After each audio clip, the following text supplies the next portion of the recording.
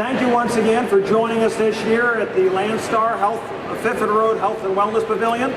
We're glad everybody could come here. I'm Tom, otherwise known as Captain Kirk. I'm the founder and chief blogger for roadtestedliving.com. I am a professional driver for Stevens Transport, and I also am a Road Pro Driver Council member and ambassador. This is my good friend Jen Cordero. She is one of the people that run the Facebook group Cooking on the Truck. It's a great group where you can share ideas and exchange some recipes on there.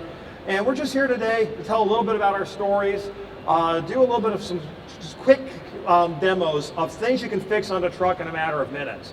And really that's the whole theme of what we're trying to do this year, is things that you can make on the truck in a matter of minutes. Truck stops are great. You can use them for certain things, but a lot of drivers, because of the very diets that they have to have, from kosher, vegan, ketogenics, halal, you name it, it's out there. It's a lot easier for a lot of these drivers to cook on the truck. And to be perfectly honest, some of you may remember me last year. I was a little skinnier. Well, unfortunately, I got into the habit of being in the truck stops again, and the weight came back on. Yes, I know, Jen. She's one of my consciences. And my weight got back on. And yes, you can lose weight if you're really careful eating in a truck stop, but it's really easy to overeat and not pay attention. When I fix my own food, it's a lot easier to think about what I'm doing and make some better choices more easily. So we're just gonna start off today with a really simple breakfast. You know, some turkey bacon and eggs. When it comes to bacon, you can use turkey bacon, you can use regular bacon. It all depends on who you talk to, which is better for you. So today we're using turkey bacon because it's what we have. And we've got a frying pan here that's preheated. This, for me personally, is probably my favorite cooking device for the truck, because I can do a lot of different things in it, but the reason I like it, it's fast. And with these new fancy ceramic coatings, the nice thing about them is the cleanup is a breeze. So we're just going to start off here with a couple of strips of bacon. And because of this is a non-stick surface, I actually don't have to go and put in a lot of oils or things like that. A couple of eggs. We're going to do a little bit of quick seasoning here, just some salt, pepper, and a generic seasoning blend as a salt-free seasoning. And actually, you know what? We're just going to do this today.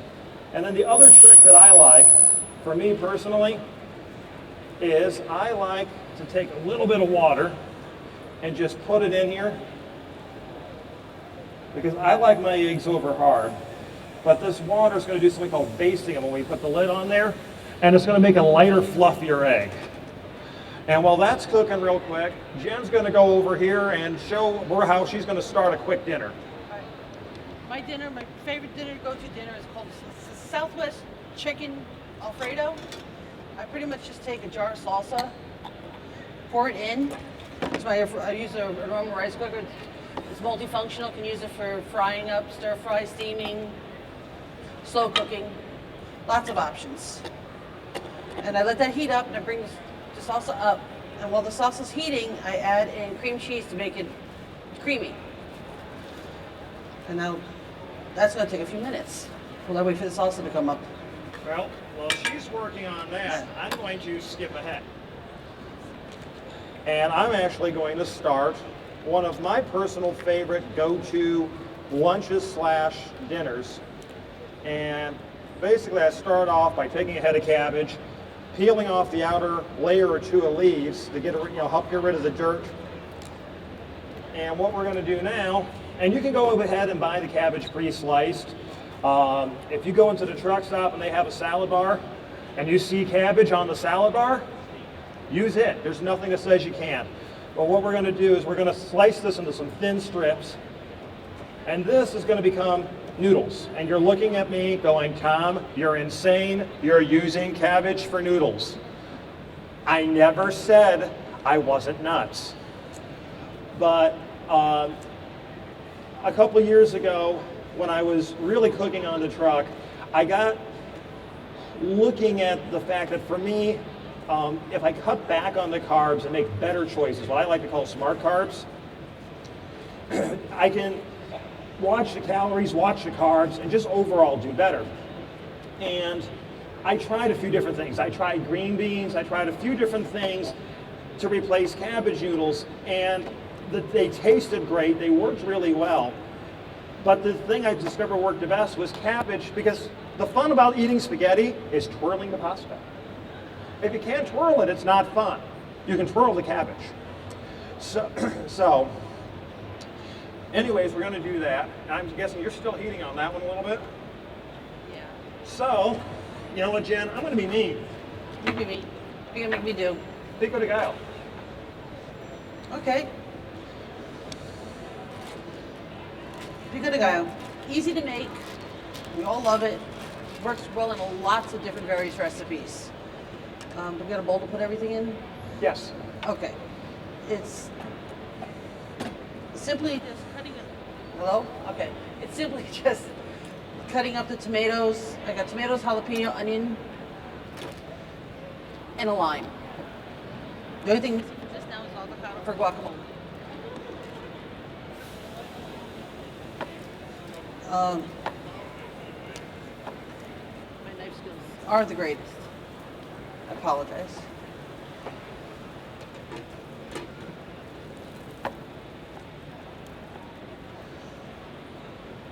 As he mentioned, I work with my husband here. We run Cooking on the Truck. It's a group that was started by another member who unfortunately had to step down. We took over. And our goal is to just introduce everybody to cooking and starting to cook on their trucks and so learning how to cook. I'm going to make a slight correction. It's not so much learning how to cook. It's more of realizing that things you do at home that you may use 6 or 7 pots for, an oven, a this and a that, you can do it on your truck with just 1 or 2 appliances. One of the probably, depending on who you talk to, probably one of the most popular appliances among people who cook on their trucks is the Aroma rice cooker. Because you can bake cakes in it, you can saute in it, you can steam in it, you can fry in it, you can pretty much do anything that you would do on this on your truck at home. You can do in this. I personally like the skillet a little bit better. It's just because it's what I'm used to. When I go to cook, I instantly know how I want to set it. It works for me. This I have to stop and think, okay, which button did I have to press again? So for me, I like simplicity, so I go with simplicity. And basically, breakfast is just about done here. So as soon as I remember what I did with my breakfast turkey, there we go, right next to me in plain sight. I'm so glad this wasn't a snake. And for those of you who thought you were coming here just for a cooking demo, yes, you get a free comedy show. It's not a good comedy show, but it is comedy.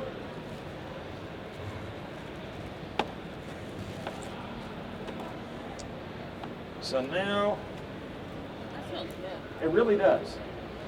That's my sausage cooking up too. We're just going to warm that up here for a second. And while it's warming, I'm cheating and taking the bacon and putting it right in there. And I'm going to be very, very, very non-traditional. I'm using Parmesan cheese. You can use really any cheese you want. And why am I using Parmesan? It's what's on my table. We're going to add just a little bit of Parmesan. We're going to take the egg, add it.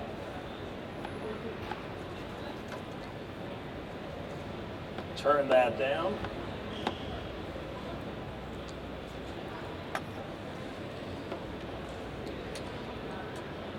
And the thing is, this is actually something I would do on the truck, and I have a very, a limited space like most people do.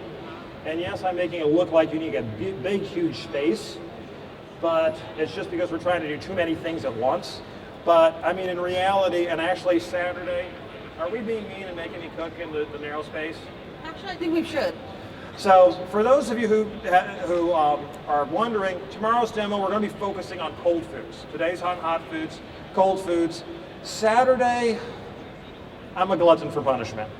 We're doing what we call the cooking challenge, which means I get leftovers from today and tomorrow, a couple of mystery ingredients, 30 minutes, and they're going to tape off a section of the table. And I have to make at least one, if not two dishes for 4 people. And the reason why we're taping off a space is because in our trucks, we only have maybe a 12-inch by 12-inch space for most people to prepare with. A lot of times we've got to haul out another table to really get into doing some serious preps. Plate, please. And now I remember why you like me doing all the chopping and slicing. I got horrible knife skills.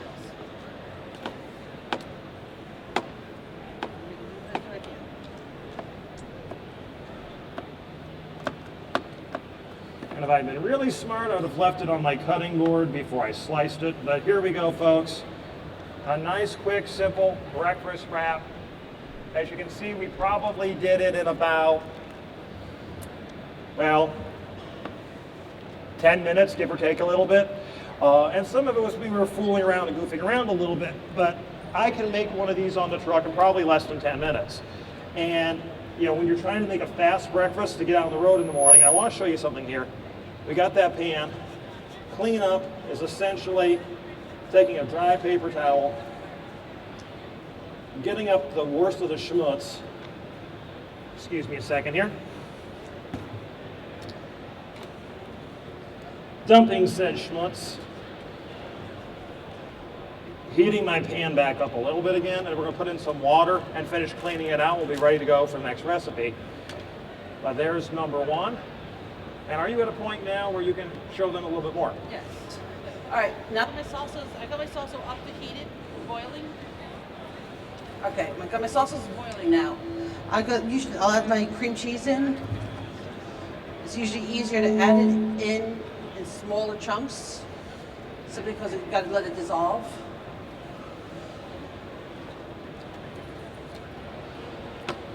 Get the idea. I add the cream cheese and stir it around until it starts melting down. And usually while this has been melting, I will have a bowl set on the side with my pasta in it, soaking in cold water.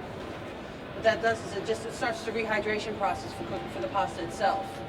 So when I've added to here, it only takes another 5 or 10 minutes to make it soft in the heat and ready to go. I've done this dish in just under 35 minutes when I'm on the truck.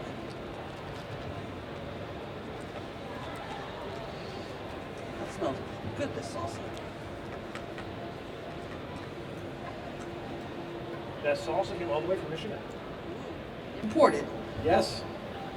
From that country up north, Michigan. And considering we're in Texas. We're not going there.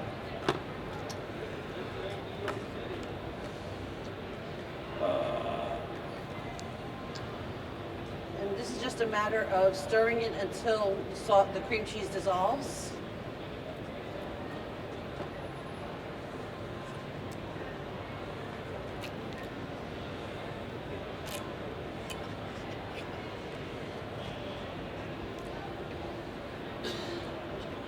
I'll show you quickly what it's starting to look like. I had a really bright red salsa in there. Now with the cream cheese, it's starting to tinge out, pink out a little bit, making it really cheesy. And the other thing you can also do is, if you like a creamy tomato sauce, like a tomato a la vodka without the vodka, that's a trick that you can do. If you like Alfredo sauce, heat up the cream cheese, instant Alfredo sauce. It doesn't taste quite the same, but hey, it works. But we're going to just add a little bit of olive oil. You really don't have to add the oil with a pan like this. I just like the flavor. And we've probably got about a teaspoon, give or take. You can use coconut oil, butter, whatever you prefer. And we're keeping this at a little lower heat because if you get olive oil too hot, it gets a little rancid. Now, you'll notice I have a bit of a confusing spice selection here, but I keep a selection of spices in a bag.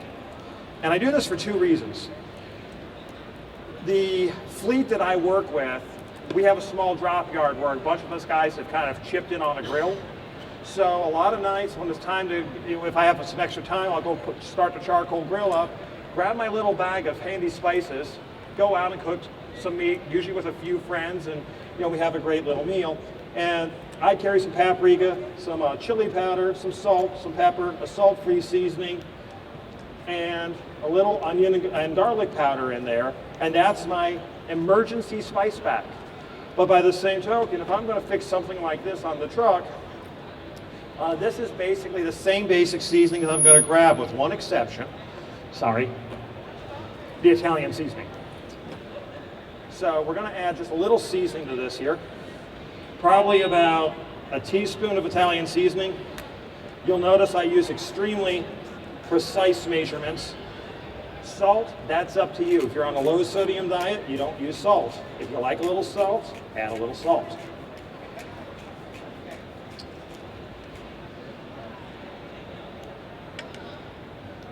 And let's see, I added that. We're going to add a little onion powder. Probably about a half teaspoon, so give or take a little bit. About the same amount of garlic powder.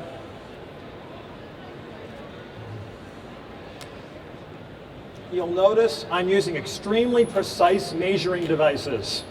I hate cleaning them up on the truck, I guess. And we're just going to give that a quick toss. That's going to kind of coat everything in there. I'm going to move away from the speaker so I stop squealing in your ears. And we're going to add a little bit of the salt-free seasoning just because I like the flavor. I'm cheap. I don't buy Mrs. Dash. There's a lot of generic seasonings out there that I think taste just as good, that cost a lot less money.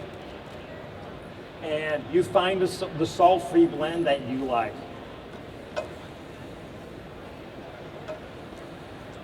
We're going to cover this up for just a couple of minutes here and let that cook.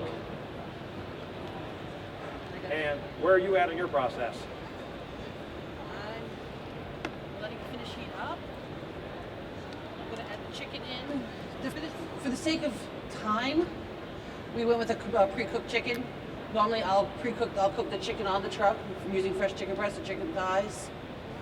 Or if you, let's say, get a whole chicken from the grocery store that's pre-cooked, you can take some for lunch or another meal. And that's something that a lot of us advocate, is making more of something for later meals. And something that I like doing is maybe cooking up a roast, but then I'll use it for a soup or for a stew, or scramble up with my eggs for breakfast, different things like that.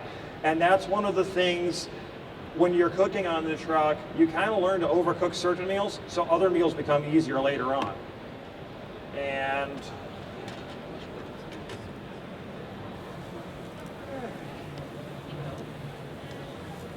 what do you want to throw it in? Some of that in a wrap. Well, we're doing it more spaghetti, so. But what now I've done is, as you can take a look here, that's probably about half, 3/4 of the way cooked. It's not quite al dente. And what I'm going to do now is I'm going to set that off to the side. I'm going to throw in a couple of eggs. And you're looking at me going, why are you using eggs and you're making something Parmesan? I told you I'm crazy. And really what it was is, one day I didn't have any meat on the truck. I wanted some protein. And I looked in my refrigerator, says I've got a couple of eggs. I'll fry it up, I'll make some spaghetti. Yeah, it'll be okay. I was actually pleasantly surprised that it actually tasted good. And that's one of the things that, you get a lot of these little happy accidents. So I make now what I basically call cabbage and eggs Parmesan. You use your favorite spaghetti sauce, if you can open it. I like a spaghetti sauce that has a little extra vegetable chunks in it. And what I'm doing is I'm keeping it really simple. I've probably added about 1/4 to a half cup of sauce, because I like my stuff a little saucy. But I just poured it in a strip over the spaghetti noodles, such as they are. And there. And you can really do this with any kind of, if you want to do it with pasta, you can cook a pasta in a batch, do that. You can use zucchini noodles, carrot noodles, eggplant noodles, any kind of veggie noodle that using one of a half dozen different devices. You can use a vegetable peeler and cut it into strips, leave it into longer strips. You can use the Vegettis, all these other fancy little gizmos. I tend to use either a mandolin or a vegetable peeler to do it. Why? They're easier to clean up and they take up less space. I had a Vegetti on the truck. I liked what it did. I hated the cleanup. If you don't have running water, wait, I drive truck, I don't have running water, it's hard to clean up. Certain trucks don't have running water. I'm not Alan and Sierra. There's some good friends of ours that have the super sleeper with running water, so I can pick on them. They're not here now.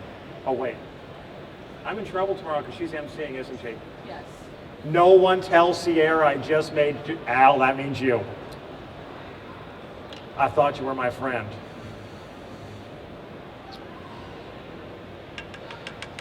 And we're gonna let that, turn that heat up here just a little bit to make that cook a little bit quicker. You made a mess of my spatula, didn't you? Oh, this is the other spatula. I don't know what you do with yours.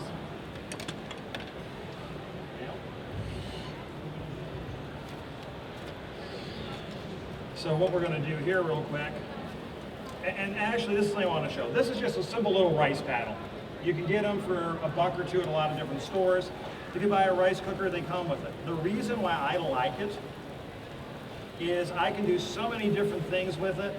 I can toss, I can scoop, I can mix, and I like multitasking appliances. The more stuff that I can do with 1 or 2 small appliances on the truck, the happier that I am. Because I have very limited space. I don't have the room for a lot of kitchen gadgets. And believe me, I love kitchen gadgets.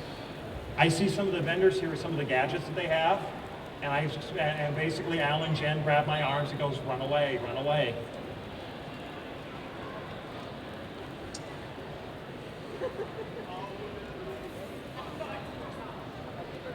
And there's a really important thing you want to do. When you're taking the eggs out, don't put your hand on the pan. It doesn't feel good. That's your safety tip for today.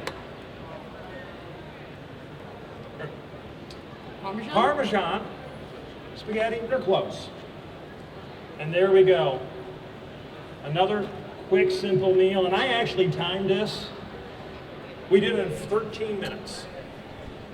So that's an example of something you can do. And to help Jen out here, because we are running slightly over, I'm going to steal some of your pasta. Go ahead. My pasta's actually almost ready to enter, drop into here now. Finally waiting for dinner. Watch out.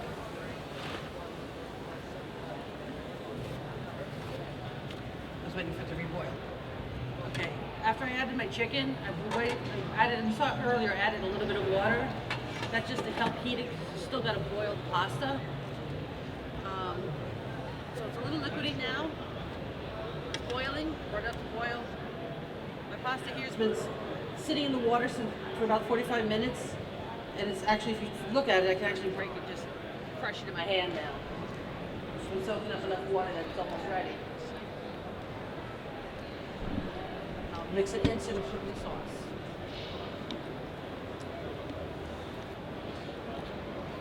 Normally I just pour it in, but I don't want all this water in there either.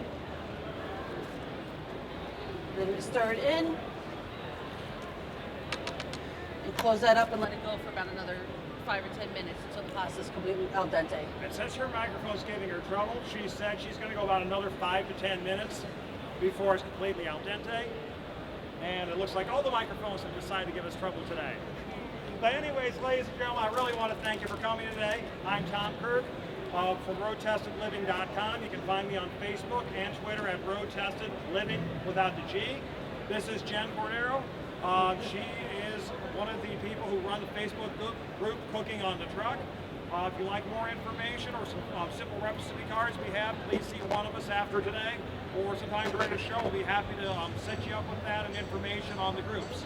Thank you once again, everybody, for coming. It's been a pleasure. Thank you.